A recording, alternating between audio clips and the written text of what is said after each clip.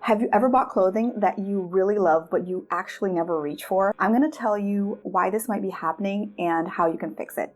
You found this incredible piece of clothing, you bought it, you took it home, and it just sits in your closet. And every time you try to wear it, it just feels a little bit off and you can't quite put your finger on why that happens. Most likely, what happens is that it doesn't fit you correctly. In this video, I'm going to show you what proper fit looks like so that you can always be spot on when you buy new clothes and you never get that feeling of discomfort again. So when we talk about fit, there are basically three types of categories we can put clothing into. The first category is style. So this has to do with whether or not you prefer your clothing to fit on your body in a more tailored way, if you like oversized garments, or if you prefer garments that contour your body and really show off its shape. So that's style. Another way we can think about fit is how the overall outfit looks on your body. This leans more towards getting the geometry of the whole outfit to suit what you would like your body to look like. Most people like to think about this as dressing for your body shape. This really has to do with what features you want to accentuate and what features you would prefer not be as explicit in terms of your whole body composition. So maybe you want to make your shoulders broader, or maybe you want to make your stomach look a little bit leaner. That's another way to see fit, but in a more global aspect and in your entire outfit instead of individual pieces. I'll make videos about those two other type of fits more to the future, and I'll link them here as soon as they're ready. But for now, today, I want to talk about the fit that pertains on how a garment should fit your body. So how an individual piece should work when you put it on, how comfortable it is and how functional it is, so you can actually move in your clothes and execute your day-to-day tasks. Mostly this has to do with how garments are designed, where stitching is placed, where darts are placed, where fabric comes together in which way. And ideally, this helps to make a garment functional so that you can move around and be comfortable in it.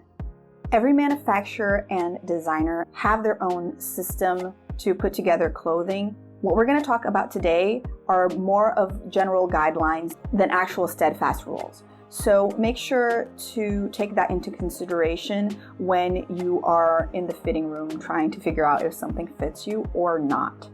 One thing I'd like to leave very clear is that size does not really matter.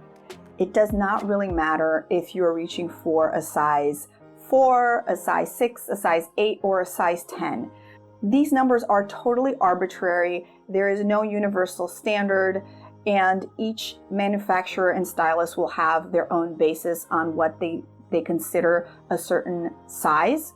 They're more of a ballpark so that you know kind of what number to reach for when you're going to try on clothing, but definitely don't restrict yourself to think that if you are a size 10, all garments from any manufacturer or any brand you try on is going to be a size 10. And don't feel bad if you have to size up 1 or 2 sizes depending on the manufacturer, because there are some brands that make really small clothing. That's just their mannequins. So don't let size be your one and only guide for trying on clothes. Let's start with tops. Make sure that the shoulder seam matches with your real shoulder. So it should line up with where your shoulder ends just before it starts to curve down towards your arm. Necklines will vary depending on the type of top you're wearing, so make sure that when you're trying it on, you lean forward and see how low it goes and whether or not you're exposing too much of your bra and cleavage, and if that's a look that you desire. The hem of your shirt should end around your mid-hip and shouldn't go too far past your crotch. If the top is too long, you'll have a hard time tucking it in, or it could also make you look very disproportional in terms of your torso and your legs. And if it's too short, it will be impossible to tuck in. And also you might expose your stomach when you don't intend to. A good way to see if the length is good on you is to lift up your arms when trying on the shirt and seeing if it exposes anything that you don't want to expose as soon as your arms are up in the air. When trying on button-up shirts, make sure to button all the buttons from the very top one to the very bottom to see if all of them close correctly. You should be able to insert 2 fingers in the collar to make sure that it's loose enough that you can breathe easily and won't feel like it's suffocating you. The buttons should align perfectly and should fall flat on your chest with no gapping between them. To check if this is going to happen, you can cross your arms behind your back, and as you stretch the fabric in the front, you can see if the spaces between the buttons open up enough to show your bra or skin. The cuffs of your shirt should come down below your wrist, so it should end somewhere between the bone of your wrist and the bone of your thumb, right in the middle of the fleshy part of your hand. If you have a bigger bust or like wearing padded bras, make sure to look for shirts that are designed to go around the extra volume. And most of these shirts will have darts in them, which is a fold of fabric that contours your breasts and makes the shirt more flattering. Also try crossing your arms in front of you to see if there's enough fabric in the back to stretch out and be comfortable when you are doing your day-to-day activities. For button-up shirts, I would say that the hem length is even more important than just regular tops, because you will probably have it tucked into your pants if you're wearing it for a more formal setting, and you definitely want to make sure that it's not slipping out when you raise your hands or you move about. Jackets and blazers normally have stiffer material, so the fit is even more important than regular tops. The blazer I have in my closet is a 3/4 sleeve, so I decided not to use it, but I'm using my leather jacket as an example.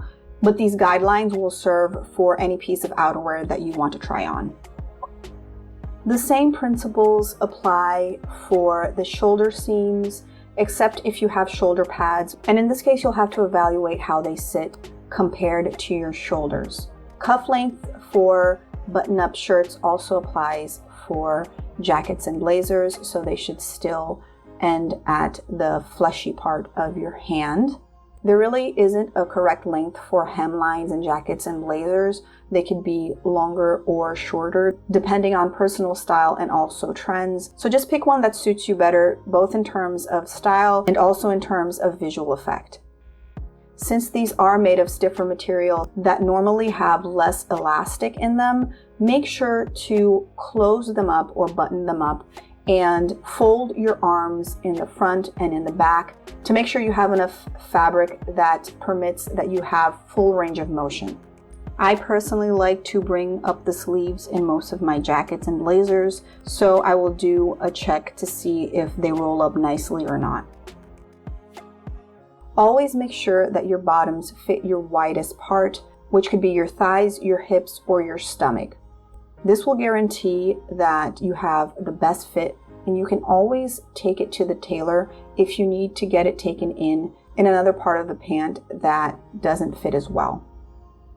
For dress pants or tailored pants, you want to make sure that the waist is comfortable enough that you can fit 2 fingers inside. This way you know that you can move around without feeling very constricted, and is also great for the days that you feel a little bit more bloated and just need a little extra room.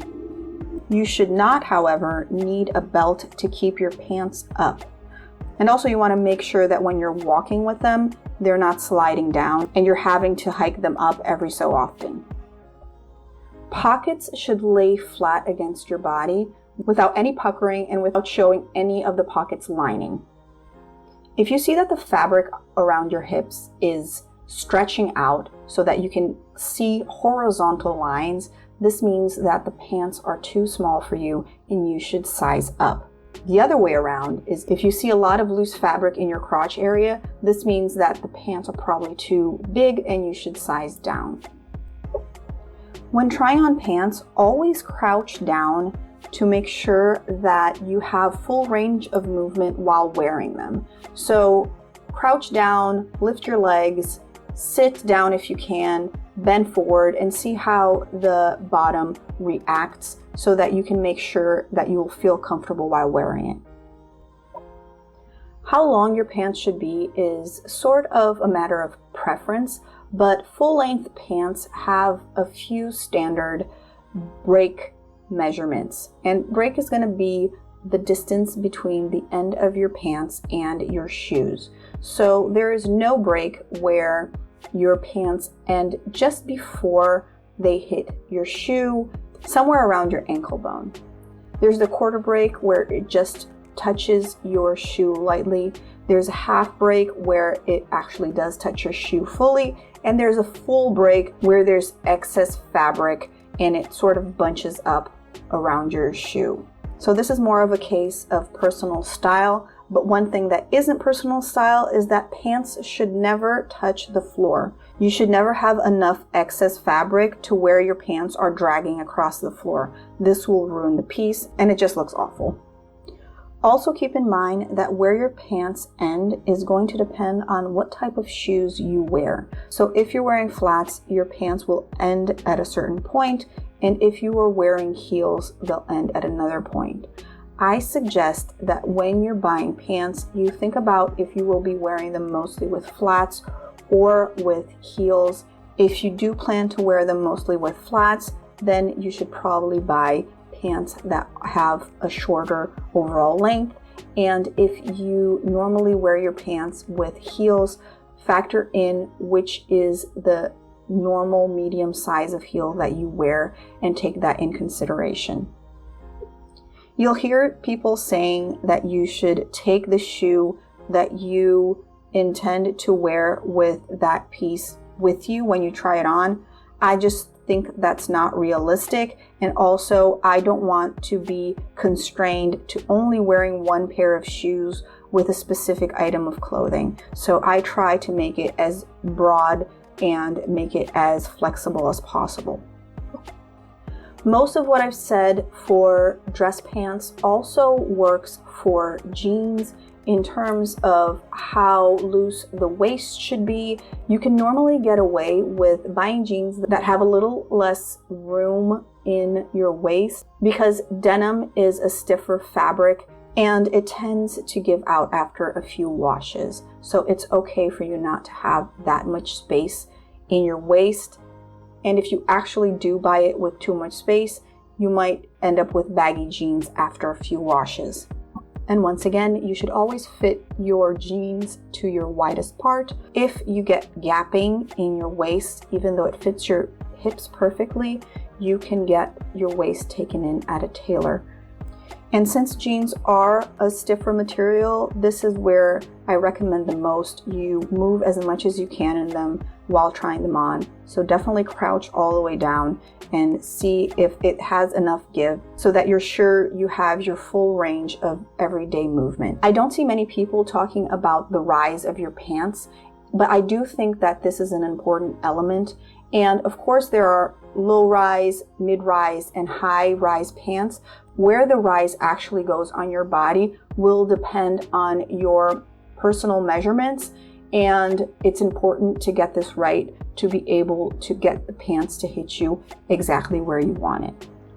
Now that we figured out how clothes should technically fit, let's talk about how you can portray the body shape you want through manipulating the proportions in your outfit.